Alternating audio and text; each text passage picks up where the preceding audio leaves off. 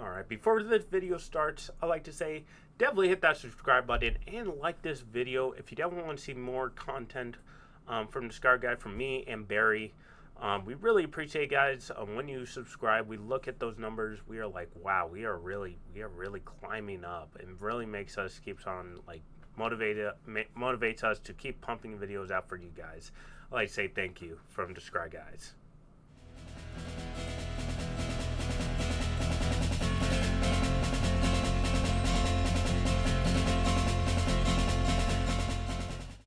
Hello guys, welcome to Scar Guys. My name is Quest, and today we are going to do a sweet deck tech under a budget of $200 with Vihaan, the Goldwaker, most wanted. So he's from the pre-cons, and I'm pretty sure everyone had a wonderful pre-release weekend, and he got some goodies on some sealed product and some pre-cons.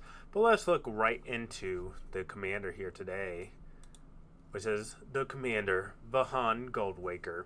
So, Mardu, 3 mana, right? Dwarf Warlock. And then other outlaws you control have Vigilance and Haste. And then at the beginning of your combat, on your turn, you may have treasures you control become 3/3 Construct Assassin Artifact Creature Token and destitute or other types until the end of turn. That is a really insane ability. And for a $200 budget, this is pretty up there. I'm not going to lie. If you... I would say this is like a 6.5 or even a 7 in my books, but I'll have you guys judge on the build, but let's get right into it. So let's see what we got. So where to find Vihaan the Goldwaker? So you can find her in the most wanted pre-con, earn treasure by outlaws. So this pre-cons are normally $40 or $35. You can find them at your local LGS or even some retail storage, either or, but it's a pretty good pre-con. I have done a video on it with the upgrades and all that. I will have that video in the link description below. But let's continue on. So we are playing 30 creatures. Not too bad there. Right amount of creatures, actually. So let's get right into it. Academy Mountain Functure, Breches, Eager Pillager, Changeling Outcast, Captain Lenray Storm, Crime Novelist, Direfully Daredevil, Generous Plunderer, Grim Hireling, and then Hopeful Initiate. So all the cards are pretty good. Academy Monksford creates foods and clues for us, just in case if we're losing life or we're just not drawing what we need and we have 0 card in hand and stuff like that. So he's great in here. Wretched Treasures for us, an Exile top card for us.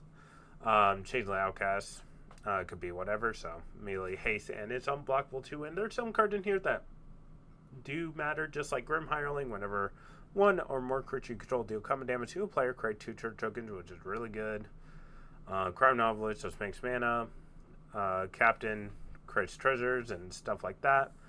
And then Generous Plunderer, which is a new card I like to have a highlight of, which is a really sweet mono red card that might be played in future CDH or even high casual formats for EDH. So, Menace, at the beginning of upkeep, you may create a treasure token. When you do, target opponent creates a tapped treasure token, and then whenever Generous Plunderer attacks, it deals damage to defending player equal to the number of artifacts they control. So this is really good for 2 mana, 2/2 Menace, and just a really good ability for it being in red. Just a really nice ability, and from the Vault collection. So there you go. So let's move on to more creatures.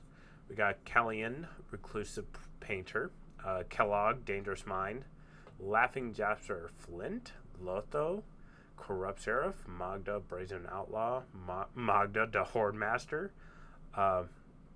Mahadi, Perium Master, Mari, the Killing Quill, and then Mayhem Devil. So all the cards are pretty good. Callian Recluse, just for the other creatures on their battlefield, with additional +1 counter on them for each mana from a treasure spent to cast them. So pretty nice there if you have nothing to do with your treasures or you don't need them to attack. You can create a big board with your creatures. And then another new card here. We've got actually 2 on this one sheet. So we've got Laughing Jasper Flint. Creatures you control but don't own are mercenaries and destitute other types. And then at the beginning of your upkeep, exile top X card of target opponent library, where X is the number of outlaws you control. Till the end of your next or your turn, you may cast spells from those cards and mana of any type can be spent to cast a spell. So pretty good for mercenary for the outlaw deck, which we have here. And then we got Magda the Horde Master. So whenever you commit a crime, create tap treasure token, and then sacrifice 3 treasure, create a 4/4 Scorpion Dragon creature with flying, haste, and then activate as a sorcerer. So we don't really care about the last ability, but we only care about the first ability because we do have spells that target our opponent. And then we are playing Mayhem Double whenever we sack our treasures. We deal 1. Then we have OG Magda, which is really good for the deck, just whenever we become tapped. Or whenever dwarves. There are a lot of dwarves, and our commander is a dwarf as well. But I realize that's a Nambo now because oh no, that's a berserker. We're good. We're good. Those two are berserkers. So we are playing enough dwarves where Magda is pretty good. So we're all right. Those won't be tapped. But yeah, let's move on to the next one. So Misfortune Teller, Moonshaker Cavalry, Morbid Opportunist, Olivia, Opulent Outlaw, Pitless Plunderer, Professional Facebreaker, Queen Marchesa, Robert Rich, and then Treasure Dredger. So a lot of sweet cards here. We got Moonshaker, Olivia, which is one of the new precons, where Vihaan comes from. But CC gets in just because her one ability, whereas whenever one or more outlaws you control deal combat damage to a player, create a treasure token, which is really nice. Professional Facebreaker, really good card for this list. Whenever one or more creature you control do combat damage to a player, create a treasure token, and then sacrifice treasure, exile top card of your library. You may play that card this turn, so pretty good there. And then Robert Riss, and then Treasure Dredger. And then we've got more opportunities to play. Plunder, one draws a card, activate abilities, activates only once each turn, and then put Lish Plunder whenever another creature dies you control, create a treasure token. So that is insane, just because the fact that your triggers are going to be 3/3s, and then at the end of combat or on your second main, you can start sacking them and get more treasure just to refill that board up. So I think that's a really cool synergy with them. But yeah, Moonshaker's Cavalry, just a nice finisher. Just make all your creature big and flying and just kill everyone. And then we got Vile Smasher, Glenful Grenader. Whenever another outlaw enter battlefield under your control, Vile Smasher, Glenful Grenader deals 1 damage to target opponent. So that does target, which does trigger our commit and our crimes and stuff like that. And then we have Zorn, Zulapur Cutthroat. Pretty nice card here. I think we're running enough outlaws where this deck is pretty powerful. And then Zorn just creates double treasures for us, so pretty nice there. Oh, forgot about the price. So it's $73, so pretty all right there. That's probably the most expensive thing out of the deck. Everything's under $200, so let's go on to the 7 artifacts. So 7 artifacts here, we got Arcane Signet, Idol Oblivion, Lava Spur Boost. One of the new cards that recently came out, which is really hard to find. Equipped creature gets +1/+0 and has haste and ward 1 and equip 1. Really good card Warriors of Saga. Let me tell you, this card is going to change the format. Soul Ring, Talisman Conviction, Talisman of Hierarchy, and then Talisman of Indulgence. So a little bit of ramp, even though that we're making a lot of treasures. We definitely want these around because we don't know if we're going to make any more treasures that turn, or we're going to need a little more mana. So $9 right here, guys. And then Idol Oblivion, draw a card. Activate only each if created a treasure or token this turn. Alright, and we're playing 10 instants. English I'm making, which is cheap now. Big Score, Bolt Bend, which is our budget. Deflecting SWAT. I know that the spell costs 3 less if you control a creature power 4 or greater, but it's still good. I feel like just changing those spells just makes sure your commander is fine. I mean, there are some creatures in the deck that have 4 power, but it's a deflecting swap for budget. It's only $3, guys. So, Borrow Charm, Deadly Dispute, creates 2 treasures. No, just 1 treasure for us and draws 2. Flawless Maneuver, and then the Great Train Heights, which is another new card of the set, and it's a spree card. So, 1 red, and then you could pay how many abilities that are on it. So 1 red, 2 colors. Untap all creature you control. If your combat phase. If it's your combat phase, their additional combat phase after this one, and then creature control get +1/+0 and gain first strike till the end turn.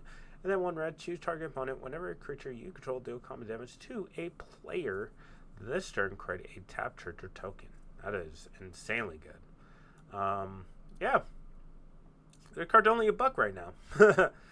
We then got Patrick Silent Swords. Can't go wrong with putting those two in. Just premium removal spell, getting rid of threat, getting rid of a commander on the spot that you do not like, that you think your opponent going to win the game. So, and then Rare and Tear, which all comes to $24. And we are only playing 8 sorceries. Back in Town, which is one of the new cards here in the pre-con. Return X target outlaw creature cards from your graveyard to the battlefield. Really good. Blood Money, Brass Bounty, Feed the Swarm, Held to Pay, which is another new card. Held to Pay deals X damage to target creature, create a number of tapped treasure tokens equal to the amount of excess damage dealt to that creature this way. So, nice removal there. Love that. Hit the Mother Load. And then Seeds of Spotlight, which is another new card from the pre-con here. Each opponent chooses Fame or Fortune. For each player who chose Fame, gain control of a creature that player controls until the end of turn. Untap those creatures, they gain haste till the end of turn. And then for each player who chose Fortune, you draw a card and create a treasure token. So, pretty good upside there for 3 mana. Pretty nice finisher if someone plays something big, something that's a lord for all your creatures there. So, and then Savine Reclamation. And it's all come to $8. Pretty cheap. 9 enchantments. What are the enchantments? At Knife Point. Another new card. It's uncommon, but it seems good in here. As long as it's your turn, outlaws you control gain have first strike, and then whenever you commit a crime, create a 1/1 mercenary creature token. Target creature you control gets +1/+0 until the end of turn. Activate this only as a sorcery. This ability only triggers once each turn. So, not too bad. We only care about the first part, but creating another outlaw is really good. And then Call the Ring. Everyone know what that card is. To set into the Avernus. Really good card. Monologue Tax. Prosperous Partnership. This is the first time I've ever seen this card. I will build in a second. I'm like, that card exists. Tap 3 untap creature you control. Create a treasure token. Seems pretty good. Racket's Crew. When Racket's Crew enter the battlefield, create a 1/1 mercenary creature token with the same ability of the first enchantment there. And then whenever an outlaw you control dies, each opponent loses 1 life and you gain 1 life. So a little bit of a aristocrat abilities here. But let me move on to the next one here, where it's a Revel in the Riches. Really nice alternate win con here. Just create a lot of treasure tokens. And then if you control 10 or more, you win the game. Spiteful Banditry, and then Sticky Fingers. Like I said with the Changeling in the creature slot. That card's pretty good. Had Menace, and then whenever they combat down to a player, you create a treasure token. And then when it dies, draw a card. So, and it all comes to $31. And we are only playing 35 lands. This is the part where I was like kind of sketchy on, but actually it worked very well. So we're playing Battlefield Forge, Bazooka Bog, Cave of Kalos, Clifftop Retrieve, Command Tower, Desolated Mire, Dragon Call Summit, Exotic Orchard, Fetid Heath, Isolated Chapel, Mind of Mora, No Man Outpost, Rugged Perry, Saddle Blood Ridge, Spire Industry, Sulphurous Springs, Tainted Field, and Tainted Peak. These two I realized when I was making the video, these are like too sketchy. It feel really sketchy, or if you have the land and the budget to really make this deck work, put some socks, put some fetches, you know. But if you feel too sketchy about putting these in the budget list, I will just replace them with basic lands, just in case, just because you need a plain or swamp or a mountain to activate them. So yeah, so those are the lands there. And then Treasure Vault, which are our last one. Can't go wrong with that. And then we are playing 7 mountains, 4 plains, and then 5 swamps. Will all come to $20. $20. And I think that is it for today's video, guys. Thank you for watching, and as always, like, subscribe, and comment on what's your favorite part of this budget video. I have more to come out with this set. I've been just brewing every day to think of new strategy, but I have 2 deck lists I'm still working on, trying to tweak out, that are not budget, but I do have a budget version for one of them, which will probably come out this week. But we'll see. But you guys have a wonderful day, as always. Thank you guys. My name is Quest, and thanks for watching Scry Guys.